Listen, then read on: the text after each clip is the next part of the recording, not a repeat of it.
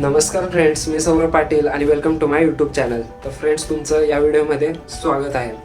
तर सगळ्यात पहिलं जे माझे सर्व मित्र जे 12th होते त्या सर्वांना first of all congratulations to all of you.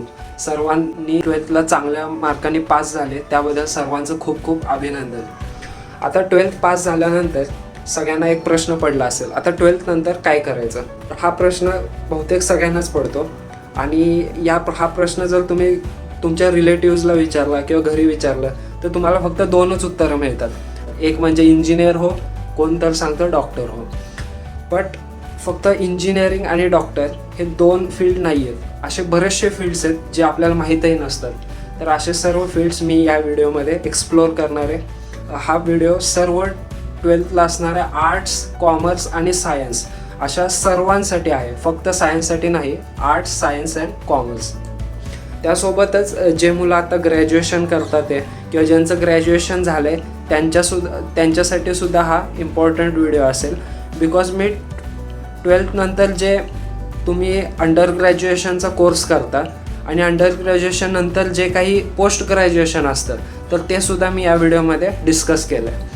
त्यामुळे हा व्हिडिओ तुम्ही शेवटपर्यंत बघा, म्हणजे तुम्हाला ओव्हरऑल आयडिया येईल. And don't miss this video, please don't skip this video. Okay friends, तर आता आपण आपल्या व्हिडिओला सुरुवात करू. आता सगळ्यात पहिलं 12th 3 स्ट्रीम असतात, सायन्स, कॉमर्स आणि आर्ट्स. आता 12th झाल्यानंतर तुम्हाला ग्रॅज्युएशन करायचं आहे, ज्याला आपण अंडर ग्रॅज्युएट बोलतो, UG. आता अंडर ग्रॅज्युएट करताना सायन्स नंतर वेगवेगळे अंडर ग्रॅज्युएशन कोर्सेस आहेत, जसं की इंजिनिअरिंग आलं, BSc आलं. कॉमर्स नंतर BCom आलं, MCom आलं किंवा BBA असेल. आणि 12th आर्ट्स नंतर जनरली सगळे BA घेतात, बॅचलर इन आर्ट्स. तर सगळ्यांमध्ये काही कन्फ्युजन असतं की प्रत्येकालाच इंजिनिअरिंग करायचं नसतं, काही जणांना BCom करायचं असतं. तर काही सायन्सच्या मुलांना क्वेश्चन असतो की मी BCom करू शकतो का, किंवा आर्ट्सच्या मुलांना वाटतं मी BCom करावं, इंजिनिअरिंग करावं, पण ते करू शकतात का. तर हा डाऊट मी तुम्हाला ह्या इमेज थ्रू क्लिअर करणार आहे. तर सगळ्यात पहिले बघा, मी 12th आर्ट्सवाला जो सर्कल आहे तो 12th कॉमर्सच्या ट्रायंगलमध्ये टाकला आहे आणि 12th कॉमर्सचा ट्रायंगल 12th सायन्सच्या रेक्टँगलमध्ये टाकला आहे. आता हे 12th आर्ट्स मी छोटं दाखवलं आहे, त्यापेक्षा मोठं कॉमर्स आणि त्याच्यापेक्षा मोठं सायन्स. तर याचा अर्थ असा आहे की 12th आर्ट्सचे मुलं फक्त BA आणि BA नंतर MA एवढेच कोर्स करू शकतात, किंवा BA नंतर जे काही कोर्सेस एलिजिबल असतील तेवढेच कोर्स करू शकतात. म्हणजे ते त्यांच्याच फील्डमधले फक्त ग्रॅज्युएशन करू शकतात, जसं की BA, त्याच्यानंतर MA एक्सेट्रा. त्यानंतर 12th कॉमर्सचे मुलं BCom, MCom किंवा BBA, त्याच्यानंतर आपले बाकीचे जे काही कॉमर्सचे कोर्स असतील किंवा जे कॉमर्सचे अंडर ग्रॅज्युएशन कोर्सेस असतील तेवढे करू शकतात. प्लस त्यासोबत जर एखाद्या कॉमर्सच्या मुलाला वाटलं की मी BA म्हणजे आर्ट्स नंतर जे ग्रॅज्युएशन कोर्सेस असतात तर त्याला ॲडमिशन घ्यावं, तर 12th कॉमर्सचा मुलगा त्याला ॲडमिशन घेऊ शकतो. पण जर 12th कॉमर्सच्या मुलाला जर वाटलं की मी 12th सायन्सचं इंजिनिअरिंग, 12th सायन्स नंतर जे BE BTech म्हणजे इंजिनिअरिंग असेल ते इंजिनिअरिंग करावं, तर 12th कॉमर्सचा मुलगा इंजिनिअरिंगला नाही जाऊ शकत, कारण त्याला सायन्स हे कंपल्सरी असतं. त्यामुळे 12th कॉमर्सचा मुलगा आर्ट्सचे ग्रॅज्युएशन कोर्स करू शकतो पण सायन्सचे नाही करू शकत. हा आहे डिफरन्स. आणि 12th सायन्सचे मुलं सगळे ग्रॅज्युएशन कोर्सेस करू शकतात.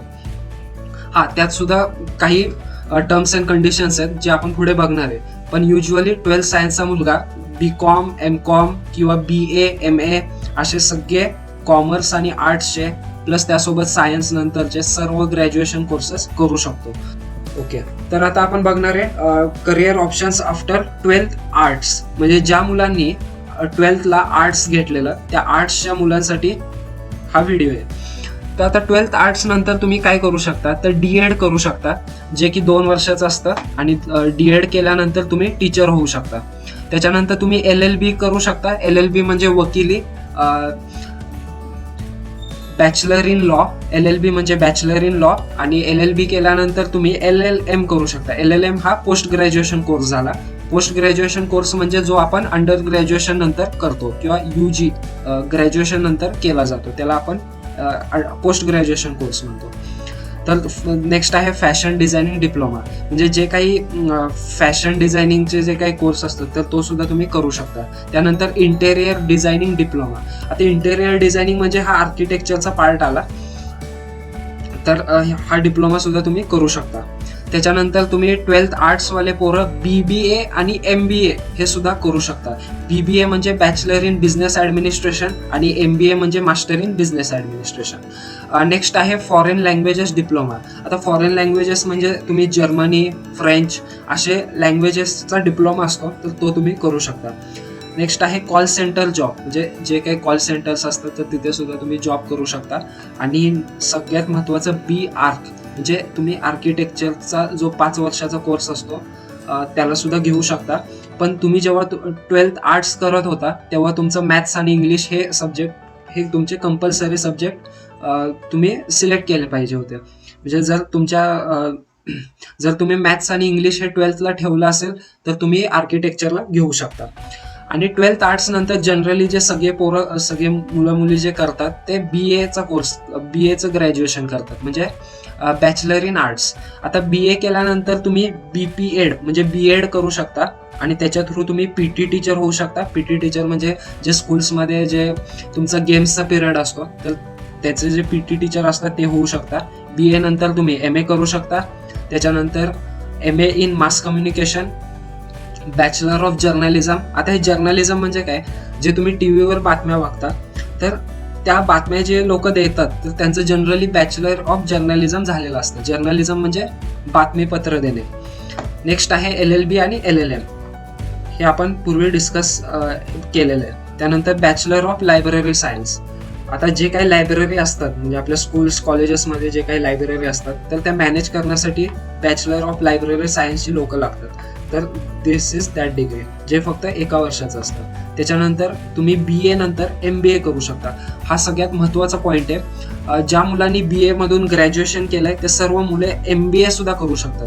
कारण MBA हा असा कोर्स झालाय की जे की इंजिनिअरिंग झाल्यानंतर सगळेजण MBAला जायला लागलेत. सो MBA हे आर्ट्सवाले मुलं सुद्धा करू शकतात. सो जर तुम्हाला MBAच करायचं असेल तर तुम्ही BA करून MBA करू शकता. It's not compulsory that you must do engineering or BCom. Next आहे MPSC UPSC एक्झाम आणि IAS ऑफिसर, म्हणजे तुम्ही MPSC UPSCचे एक्झाम्स देऊन IAS ऑफिसर होऊ शकता. नेक्स्ट आहे BA नंतर तुम्ही MCA करू शकता. आता MCA कोर्सच्या आधीचा जो कोर्स असतो तो शक्यतो BCA असतो, म्हणजे बॅचलर्स इन कम्प्युटर ॲप्लिकेशन. पण BCA जरी नसेल केला तुम्ही BA थ्रू MCAला घेऊ शकता आणि त्याच्या थ्रू तुम्हाला सॉफ्टवेअर जॉब लागतो. त्याच्यानंतर BA नंतर तुम्ही B.Ed आणि M.Ed करू शकता, ज्याच्या थ्रू तुम्ही टीचर होऊ शकता. त्याच्यानंतर advertising and commercial management diploma.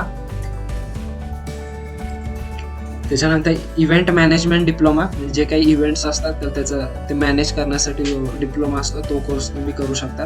आणि नेक्स्ट आहे sub inspector exam for BSF, म्हणजे काही गव्हर्नमेंटचे एक्झाम्स असतात ज्यामध्ये तुम्हाला सब इन्स्पेक्टर हे पोस्ट असते तर त्यासाठी सुद्धा तुम्ही जाऊ शकता. So this were all the career opportunities for 12th arts students. ठीक आहे, एकदा तुम्ही याचा स्क्रीनशॉट सुद्धा घेऊ शकता आणि हे बघून तुम्ही पुढे तुम्हाला जिथे जायचं आहे ते तुम्ही ठरवून घ्या. ठीक आहे, आता आर्ट्स झाल्यानंतर आपण कॉमर्सचं डिस्कस करू. Okay friends, now we will discuss about the career opportunities for 12th commerce. आता 12th कॉमर्स नंतर तुम्ही काय करू शकता, तर 12th कॉमर्स नंतर तुम्ही CA फाउंडेशनचा कोर्स असतो तो करू शकता. त्याच्यानंतर BBA आणि MBA हे करू शकता, CS फाउंडेशन. त्याच्यानंतर BCA करू शकता, B आर्किटेक्चर करू शकता. BCA म्हणजे बॅचलर्स इन कम्प्युटर ॲप्लिकेशन, ज्याच्या थ्रू तुम्हाला सॉफ्टवेअर किंवा IT मध्ये जॉब लागतो. B आर्किटेक्चर थ्रू तुम्ही इंटिरियर डिझाईनचं शिकता आणि जे काही स्ट्रक्चर असतात, बिल्डिंग्स असतात तर त्याचं जे काही डिझाईन असतं ते आर्किटेक्चरची लोक ठरवतात. So this is the B architecture course. त्याच्यानंतर नेक्स्ट आहे D.Ed, ज्याच्या थ्रू तुम्ही टीचर होऊ शकता आणि कॉल सेंटरचा जॉब सुद्धा करू शकता. आणि सगळ्यात महत्त्वाचं 12th कॉमर्स झालेल्या मुलं शक्यतो BComला घेतात. आता BComला घेतल्यानंतर तुम्ही MBA करू शकता, म्हणजे BCom नंतर सुद्धा तुम्ही MBAला जाऊ शकता. त्याच्यानंतर बँक इन्शुरन्स और प्रोबेशनरी ऑफिसर एक्झाम, म्हणजे SBI क्लर्क PO ज्या एक्झाम्स असतात त्या सुद्धा तुम्ही देऊन बँकेमध्ये क्लर्क किंवा POच्या पदावर लागू शकता. त्याच्यानंतर BCom नंतर तुम्ही LLB करू शकता आणि LLM करू शकता, म्हणजे BCom झाल्यानंतर सुद्धा तुम्ही लॉ फील्डमध्ये जाऊ शकता, which you can do LLB and LLM. Next is CA. त्याच्यानंतर B.Ed, M.Ed आणि टीचर, म्हणजे तुम्ही BCom नंतर B.Ed, M.Ed आणि BEd MAd केल्यानंतर तुम्ही टीचर होऊ शकता. आणि BCom हा कोर्स असा आहे की ज्यामध्ये तुम्हाला सर्व कॅल्क्युलेशन्स असतात, अकाउंटन्सी, फायनान्स, जे तुम्ही 12th कॉमर्सला शिकलात तेच पुढे असतात. त्याच्यानंतर बॅचलर इन लायब्ररी सायन्स हे आपण बघितलं, लायब्ररियन होऊ शकता. त्याच्यानंतर इम्पोर्ट एक्सपोर्ट डिप्लोमा, हा बहुतेक ट्रेडिंगचा कोर्स असावा. त्याच्यानंतर तुम्ही BCom नंतर MCA करू शकता, ज्याच्या थ्रू तुम्ही सॉफ्टवेअरमध्ये जाऊ शकता. त्यानंतर तुम्ही BCom नंतर MPSC UPSC करू शकता. परत कम्प्युटर कोर्सेस लाईक टॅली. आता टॅली हा कोर्स तुमचा डेटा मॅनेजमेंटसाठी असतो किंवा तुमचे जे काही अकाउंट्स असतात तर ते अकाउंट्स मॅनेज करण्यासाठी टॅलीसारखे कोर्स केले जातात. त्यानंतर BCom नंतर तुम्ही इंडियन मिलिटरी अकॅडमी, म्हणजे जे काही NDA एक्झाम्स असतील तर त्याला सुद्धा तुम्ही जाऊ शकता. So this were all career opportunities for 12th commerce. Okay friends, तर आतापर्यंत आपण आर्ट्स आणि कॉमर्सचे सर्व करिअर ऑपॉर्च्युनिटी बघितल्या. आता हे जे आर्ट्स आणि कॉमर्सचे करिअर ऑपॉर्च्युनिटी होत्या त्या सर्व करिअर ऑपॉर्च्युनिटी सायन्सच्या स्टुडंटसाठी सुद्धा अवेलेबल आहेत. त्यासोबतच सायन्स स्ट्रीम नंतर सायन्स स्ट्रीममध्ये जे काही ग्रॅज्युएशन कोर्सेस आहेत तर ते आपण बघणार आहे. आता सायन्स घेतलेले मुलं 3 ग्रुपमध्ये डिवाइड करतोय. पहिला ग्रुप आहे PCM म्हणजे फिजिक्स केमिस्ट्री मॅथ्स, दुसरा आहे PCB ज्यांनी बायोलॉजी ठेवलं, आणि थर्ड कॅटेगरी आहे PCMB म्हणजे ज्या मुलांनी मॅथ्स सुद्धा ठेवलेला आणि बायो सुद्धा ठेवलेला, असे मुलं. तर पहिलं बघू आपण with PCM physics chemistry maths. तर PCM झाल्यानंतर तुम्ही NDA करू शकता, म्हणजे जर NDAचा फॉर्म भरून तुम्ही NDA मध्ये जाऊ शकता, ज्यामध्ये आर्मी, नेव्ही आणि एअरफोर्स ज्यांना जॉईन करायचंय ते NDA जॉईन करू शकतात. त्याची एक्झाम ग्रॅज्युएशन नंतर सुद्धा देता येते, ग्रॅज्युएशन करताना सुद्धा फर्स्ट इयर सेकंड इयर मध्ये देता येते. त्याच्यानंतर आहे B आर्किटेक्चर.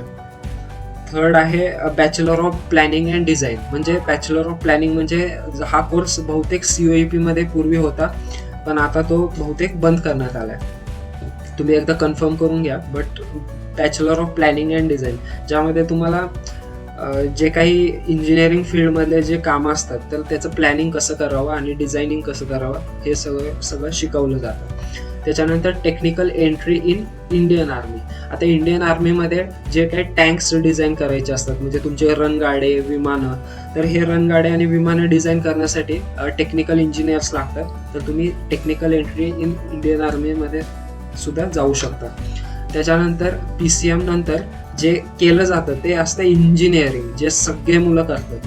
त्याला आपण BE और BTech म्हणतो, BE और BTech. आता BE आणि BTech मध्ये काय फरक आहे, तर BE म्हणजे असे कॉलेजेस जे विच आर अंडर युनिव्हर्सिटी, ते सर्व कॉलेजेसमधून BE डिग्री दिली जाते. आणि BTech म्हणजे सुद्धा इंजिनिअरिंग झालं, बट त्याचा फुल फॉर्म थोडासा वेगळा आहे, बॅचलर ऑफ टेक्नॉलॉजी, जे की तुमच्या IITs मध्ये आणि ऑटोनॉमस कॉलेजेसमध्ये दिलं जातं. आता BE केल्यानंतर तुम्ही समजा इंजिनिअरिंग केलं, तर इंजिनिअरिंग केल्यानंतर पुढे तुम्ही पोस्ट ग्रॅज्युएशन काय करू शकता, तर तुम्ही एक IAS ची एक्झाम देऊ शकता, ज्याच्या थ्रू तुम्ही रेल्वे किंवा पब्लिक सेक्टरमध्ये जॉब लागू शकतो. त्याच्यानंतर तुम्ही मर्चंट नेव्ही किंवा मरीन इंजिनिअरिंग मध्ये जाऊ शकता. त्याच्यानंतर तुम्ही BE नंतर ME करू शकता, ज्याच्या थ्रू तुम्ही इंजिनिअरिंग कॉलेजवर टीचर म्हणून जॉईन होऊ शकता. नेक्स्ट आहे MPSC UPSC एक्झाम, आणि MPSC UPSC क्रॅक करून तुम्ही IAS ऑफिसर होऊ शकता. त्यानंतर BE नंतर तुम्ही डिफेन्स डायरेक्ट एंट्री, ज्यामध्ये तुम्ही इंडियन नेव्ही किंवा एअरफोर्सला जॉईन करू शकता. त्यानंतर BE नंतर तुम्ही MS, MBA, त्यानंतर MTech किंवा गव्हर्नमेंट कॉन्ट्रॅक्टर हे सर्व होऊ शकता. त्यासोबतच तुम्ही काही मुलांना 12th ला कमी मार्क्स मिळतात आणि त्यांचा ग्रुप बसत नाही, तर असे मुलं परत डिप्लोमा करतात. तर डिप्लोमा करताना गव्हर्नमेंटचा रूल आलाय की तुम्हाला डिप्लोमाला परत फर्स्ट इयर पासून नाही करायला लागत, तर तुम्हाला डायरेक्ट सेकंड इयर डिप्लोमाला ऍडमिशन मिळतं. तर तुम्ही 12th PCM नंतर डायरेक्ट सेकंड इयर डिप्लोमाला सुद्धा ऍडमिशन घेऊ शकता. त्यानंतर तुम्ही विथ PCM तुम्ही BCS, BCA किंवा BSc इन फिजिक्स हे सर्व करू शकता. तर BCS आणि BCA म्हणजे बॅचलर इन कम्प्युटर सायन्स किंवा कम्प्युटर ॲप्लिकेशन हे करून तुम्ही पुढे पोस्ट ग्रॅज्युएशनला MCA किंवा MCS करू शकता, ज्याच्या थ्रू तुम्ही सॉफ्टवेअरमध्ये तुम्हाला जॉब लागतो. त्याच्यानंतर फिल्म अँड टेलिव्हिजन डिप्लोमा. आता ज्या मुलांना व्हिडिओ एडिटिंग किंवा ज्यांना फिल्ममध्ये फार इंटरेस्ट आहे, तर ते सर्व मुलं त्या फिल्म आणि टेलिव्हिजन डिप्लोमाला ॲडमिशन घेऊन तुम्ही फिल्म एडिटिंग, सिनेमॅटोग्राफी किंवा फिल्म प्रोसेसिंग हे सर्व शिकू शकता. आणि सगळ्यात लास्ट हॉटेल मॅनेजमेंट डिग्री, म्हणजे तुमचं जर फिजिक्स केमिस्ट्री मॅथ्स असेल तर तुम्ही हॉटेल मॅनेजमेंटच्या कोर्सला सुद्धा जाऊ शकता. So this was all the career opportunities for 12th science stream who are having the subjects like physics, chemistry and maths. PCM ग्रुपसाठी एवढे ऑप्शन्स अवेलेबल आहेत. ओके फ्रेंड्स, तर आपण नेक्स्ट बघणार आहे what are the career opportunities for PCB group. PCB group म्हणजेच physics, chemistry आणि biology. आता ज्यांचं PCB झालंय तर ते BAMS म्हणजे आयुर्वेदिक डॉक्टर होऊ शकतात, ज्याच्या थ्रू नंतर ते MD सुद्धा करता येते. त्याच्यानंतर ते BHMS करू शकतात म्हणजे होमिओपॅथिक डॉक्टर, BVSC म्हणजेच व्हेटरनरी डॉक्टर, त्याच्यानंतर BDS आणि MDS म्हणजेच तुम्ही दाताचे डॉक्टर होऊ शकता, which is dental doctor. Then next असतं त्यानंतर तुम्ही PCB नंतर MBBS करू शकता. MBBS म्हणजे bachelor of medical and bachelor of science, आणि त्याच्या थ्रू तुम्ही परत MD किंवा MS ला जाऊ शकता.